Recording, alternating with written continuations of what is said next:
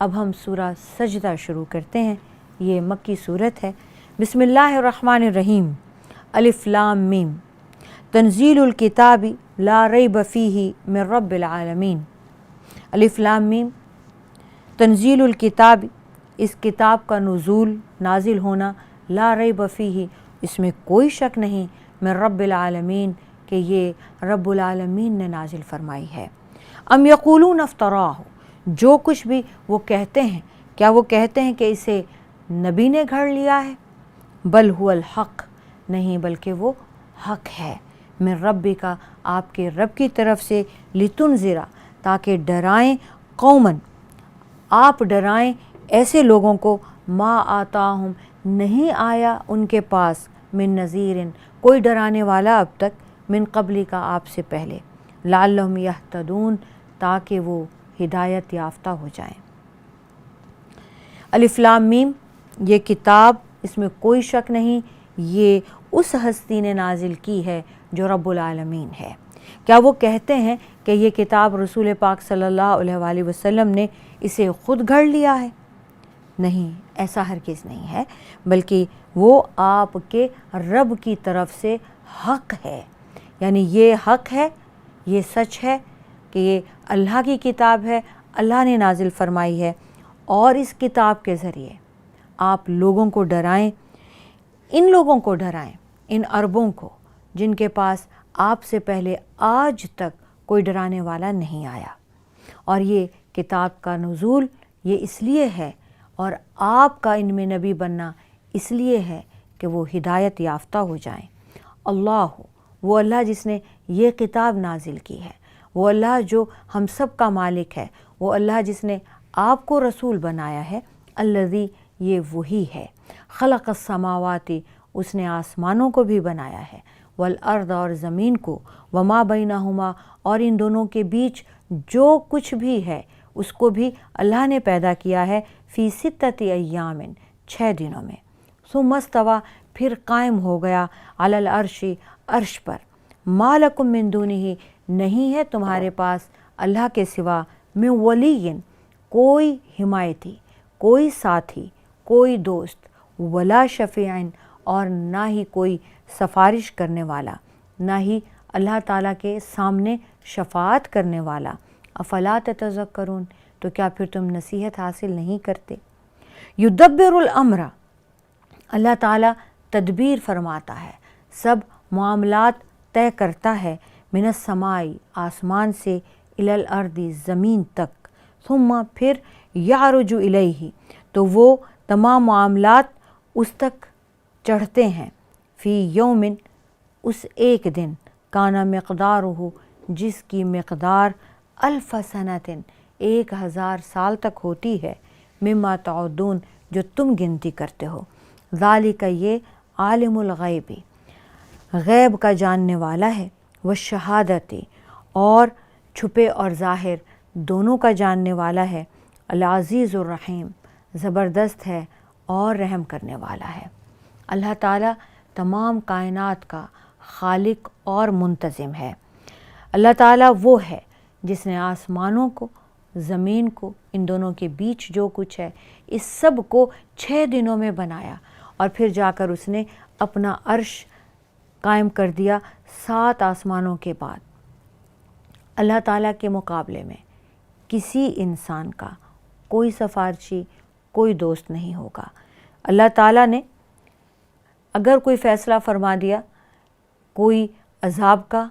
یا جنت کا یا جہنم کا، تو کوئی ایسا دوست، کوئی ایسا سفارشی آپ کو نہیں ملے گا جو اللہ تعالیٰ کو آپ کی سفارش کر کے آپ کا دوست ہو کوئی، اور یہ کہہ دے کہ اس کا یہ عذاب کا فیصلہ ہٹا دیا جائے۔ تو پھر بھی تمہیں نصیحت حاصل نہیں ہوتی، پھر کیا تم ڈرتے نہیں ہو؟ اللہ تعالیٰ تمام تر معاملات خود طے فرماتا ہے، سارے معاملے خود تدبیر کرتا ہے، پھر ایک دن میں، جس کی مقدار تمہاری گنتی جو تم شمار کرتے ہو اس کے مطابق 1000 سال ہے، وہ معاملہ اس کی طرف چڑھتا ہے، یعنی ہر معاملہ وہ طے کرتا ہے، پھر وہ معاملہ اس تک پہنچتا ہے، اور وہی مدبر ہر چھپے ہر ظاہر کا جاننے والا ہے۔ کوئی چھوٹی سے چھوٹی بات، کوئی بڑے سے بڑا معاملہ ہو، اس کی نگاہوں سے چھپا نہیں ہے۔ وہ خوب رحم کرنے والا ہے اور بہت زبردست ہے۔ الذی، یہ وہ ہستی ہے، احسن کل شیء، اس نے بہت اچھے طریقے سے خلقہ، ہر چیز کو پیدا کیا، وبدأ، اور شروع کیا، خلق الانسانی، انسان کی پیدائش کو، من طین، مٹی سے، ثم پھر جعل نسلہ، پھر اس کی نسل بنائی، من سلالۃ من ماء مہین، حقیر پانی کے نطفے سے، ثم پھر سواہ، اس کو برابر کیا، درست کر دیا، ونفخ فیہ، اور اس میں پھونک دیا، من روحہ، اپنی روح سے، وجعل لکم، اور بنائے تمہارے لیے، السمع، کان، والابصار، اور نگاہیں، والافئدہ، اور دل، قلیلا ما تشکرون، تم میں سے بہت ہی کم اس بات کا شکر ادا کرتے ہیں۔ اللہ تعالیٰ تو وہ ہستی ہے جس نے ہر چیز کو بہت عمدگی سے، بہت اچھے طریقے سے پیدا کیا، اور اس نے انسان کی تخلیق، انسان کی بناوٹ جو ہے، انسان کو بنانا اس نے مٹی سے شروع کیا۔ سب سے پہلا انسان اس نے مٹی سے اس کا خمیر گوندھا اور پھر بنایا، پھر اس انسان کے ساتھ پھر اس نے نسلیں چلا دیں، اور پھر ہر انسان کے بعد، ایک نسل کے بعد دوسری نسل بنائی، اور اس میں اس کو، اس مٹی کے انسان میں اس نے ایک حقیر پانی، اور اس پانی کے ساتھ اس نے اور نسل بنائی، اور پھر اس حقیر پانی میں جو اس نے بچہ بنایا، اس کو اس نے اتنا حسین اور اتنا درست کر دیا، اس کے نقوش، اس کی ہڈیاں، اس کی پوریں، اس کا گوشت، یہ سارے کا سارا یہ اس کی شان ہے جو اس نے بنایا، جیسے اس نے پیدائش کی، اور پھر اپنی روح اس کے جسم میں پھونک دی، اور اس میں کان بنائے، آنکھیں بنائیں، دل بنایا۔ کیا اس بات کو شکر کرنے کے لیے کیا یہ کم ہے؟ اور بہت کم لوگ ہیں جو اس ایک ایک نعمت کا شکر ادا کرتے ہیں۔ آپ صلی اللہ علیہ وآلہ وسلم نے فرمایا کہ ہر انسان پر لازم ہے کہ وہ روزانہ اپنی ہڈیوں کا، اپنے جوڑوں کا بھی صدقہ دیا کرے، اللہ کے سامنے شکر ادا کرے۔ تو آپ صلی اللہ علیہ وآلہ وسلم نے کم از کم صدقہ یہ ہے کہ آپ اللہ کا ذکر کریں، اللہ کا شکر ادا کریں، اور جتنا اپنے ہاتھوں سے بھی صدقہ دے سکتے ہیں دیں۔ عزیزان گرامی، جب انسان کو بیماری آتی ہے، کوئی تکلیف آتی ہے، تو تب اسے سمجھ میں آتا ہے کہ اس نے صحت کو کتنا فار گرانٹیڈ لیا ہوا تھا۔ اس کو پتہ ہی نہیں تھا کہ وہ کتنی نعمتوں سے لطف اندوز ہو رہا ہے، اور کوئی ایک نعمت بھی اس سے چھنتی ہے جب، تب اسے پتہ چلتا ہے کہ اتنے سال وہ اللہ تعالیٰ کی اس نعمت کو لیے پھر رہا تھا، استعمال میں لائے ہوئے تھا، اور اسے اس کا شکر ہی ادا نہیں کیا۔ یہ دل کتنی بڑی چیز ہے، یہ آنکھیں کتنی بڑی نعمت ہے، یہ سننا کتنی بڑی نعمت ہے، یہ زبان، یہ بولنا کتنی بڑی نعمت ہے، خود انسان ہونا کتنی بڑی نعمت ہے، اور پھر انسانوں میں مسلمان ہونا، ایمان والا ہونا کتنی بڑی نعمت ہے۔ وقالو، تو وہ کہنے لگے، اذا ضللنا فی الارض، کیا ہم جب زمین میں گم ہو جائیں گے، انا لفی خلق جدید، تو کیا پھر ہم دوبارہ نئی پیدائش میں آ جائیں گے، بل ہم بلقاء ربہم کافرون، بلکہ یہ تو اپنے رب سے ملاقات ہی کے منکر ہیں۔ قل، فرما دیجئے، یتوفاکم، وہ موت کا فرشتہ تمہیں، ملک الموت، تمہیں موت کا فرشتہ جب وفات دیتا ہے، الذی وکل بکم، جو تم پر مقرر کیا گیا ہے، ثم الی ربکم ترجعون، پھر تم اسی رب کی طرف، اپنے رب کی طرف لوٹائے جاؤ گے۔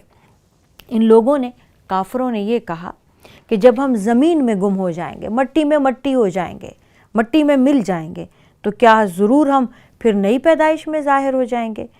نہیں، اے نبی اکرم، انہیں فرما دیجئے وہ تو اپنی رب سے ملاقات ہی کے منکر ہیں۔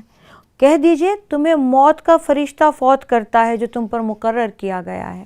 وہ انتظار کر رہا ہوتا ہے کہ تمہارا وقت کب پورا ہو، پھر تم اپنے رب ہی کی طرف لوٹائے جاؤ گے، تمہیں موت کا فرشتہ فوت کرتا ہے۔ عزیزان گرامی، حدیث مبارکہ میں آتا ہے کہ جب موت کے فرشتے کو کسی کی روح نکالنے کا حکم ہوتا ہے تو جو مومن ہے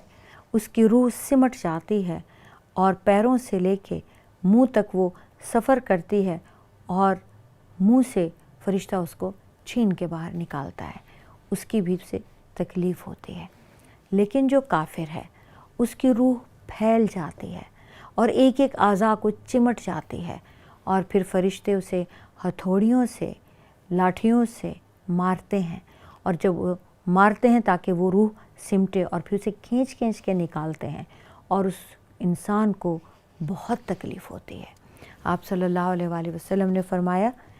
کہ موت کے فرشتے کو جو کافر ہے اس کے لیے بہت برا بنایا گیا ہے، وہ اسے بہت تکلیف دیتا ہے کیونکہ روح جو ہے وہ کافر کے جسم سے میں پھیل جاتی ہے، ایک ایک عضو میں پھیل جاتی ہے اور اس کو نکالنا بھی مشکل ہوتا ہے اور نکالنا بہرحال ہوتا ہے، تو وہ جیسے بھی نکلتی ہے اسے تکلیف دے دے کے نکالنا ہوتا ہے۔ وَلَوْ تَرَا، اور جب آپ دیکھیں گے، اِذِ الْمُجْرِمِينَ نَاكِسُو رُؤُوسِهِمْ، اے کاش جب آپ دیکھیں ان مجرموں کو جو اپنے رب کے حضور سر جھکائے پیش ہوں گے، عند ربہم، اپنے رب کے پاس،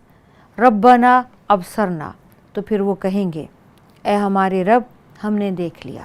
وسمعنا، اور ہم نے سن لیا، فرجعنا، تو ہمیں ایک بار لوٹا دو، نعمل صالحا، ہم بہت اچھے اعمال کریں گے، انا موقنون، اب ہمیں یقین ہو گیا ہے۔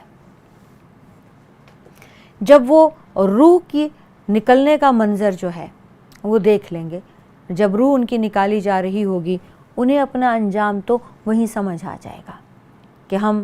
کیا کرتے رہے، اب ہمارا ٹھکانہ کیا ہے۔ اور جب قیامت کے دن انہیں لایا جائے گا تو وہ سر جھکائے ہوئے اور اس طرح سے آئیں گے جیسے مجرم آتا ہے، ہتھکڑیوں میں، بیڑیوں میں، اسے پتہ ہوتا ہے کہ اس کو سزا ہی سنائی جائے گی۔ تو یہ اپنے رب کے سامنے جب پیش ہوں گے تو یہ کہیں گے الہی ہم نے دیکھ لیا، اے ہمارے رب ہمیں سمجھ آ گئی، ہم نے دیکھ لیا، ہم نے سن لیا، ہمیں پتہ چل گیا کہ ہم ہی غلط تھے، ایک بار موقع دے دو، ہمیں ایک بار دنیا میں پھر لوٹا دو، ہم بہت اچھے عمل کریں گے، ہمیں یقین ہو گیا ہے کہ ہم تیرے بندے ہیں، تو ہمارا رب ہے اور تجھ پر ایمان لائے بغیر، تیری مانے بغیر کوئی چارہ نہیں ہے۔ وَلَوْ شِئْنَا، اگر ہم چاہتے، لَآتَيْنَا، تو ہم دے دیتے، کُلُّ نَفْسٍ، ہر ایک انسان کو، ہداہا، اس کی ہدایت۔ وَلَوْ شِئْنَا، اگر ہم چاہتے، لَآتَيْنَا كُلَّ نَفْسٍ ہداہا، تو ہم ایک ایک انسان کو خود ہی ہدایت دے دیتے، ولیکن، اور لیکن، حق القول منی، میری طرف سے بات ثابت ہو گئی، لَأَمْلَأَنَّ جَهَنَّمَ، کہ ہم ضرور جہنم کو بھریں گے، یعنی اللہ تعالیٰ نے یہ فرمایا تھا کہ جہنم کو ضرور بھرے گا، من الجنتی، جنات میں بھی، والناسی، انسانوں میں بھی، اجمعین، ان سب کو جو شیطان کی بات میں آئیں گے،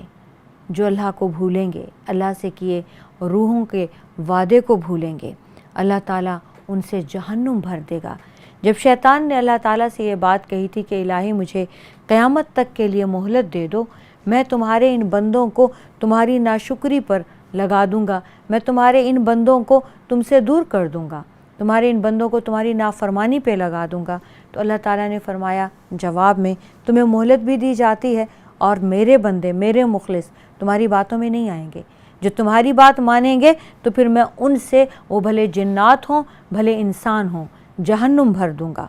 فذوقوا، تو چکھو، بما نسیتم، جو تم بھولے تھے، لقاء یومکم ھذا، آج کی اس ملاقات کے وقت کو، آج کا رب سے ملنا، آج آخرت کے دن کو جو تم بھول گئے تھے، تو اب پھر تم اس کا مزہ چکھو، انا نسیناکم، آج ہم نے تمہیں بھلا دیا، وذوقوا عذاب الخلد، اور ہمیشہ رہنے والا عذاب بھی چکھو، بما کنتم تعملون، اس کی وجہ سے کہ جو کچھ تم اب تک عمل کرتے رہے ہو۔ انما یؤمن بآیاتنا، ہماری آیات کا پر تو ایمان صرف وہ لاتے ہیں، الذین، جو لوگ اذا ذکروا بہا جن کے سامنے جنہیں نصیحت کی جاتی ہے خروا سجدا جنہیں اللہ تعالیٰ کے اور اس قرآن کے ذریعے اللہ کی آیات کی نصیحت کی جاتی ہے، اللہ کی آیات کے ذریعے سمجھایا جاتا ہے، تو پھر وہ خروا سجدا گر پڑتے ہیں سجدے میں، وسبحوا اور تسبیح کرتے ہیں بحمد ربہم اپنے رب کی حمد کے ساتھ، وہم لا یستکبرون اور وہ غرور نہیں کرتے۔ ہماری آیات پر صرف وہی لوگ ایمان لاتے ہیں کہ جب انہیں نصیحت کی جاتی ہے اللہ تعالیٰ کی ان آیات کے ذریعے تو وہ سجدے میں گر جاتے ہیں اور اپنے رب کے حمد کے ساتھ پاکیزگی بیان کرتے ہیں اور تکبر نہیں کرتے ہیں۔ عزیزان گرامی، یہ سجدہ کی آیت ہے، سجدہ فرما لیجئے اور ہم چھوٹی سی بریک لیتے ہیں۔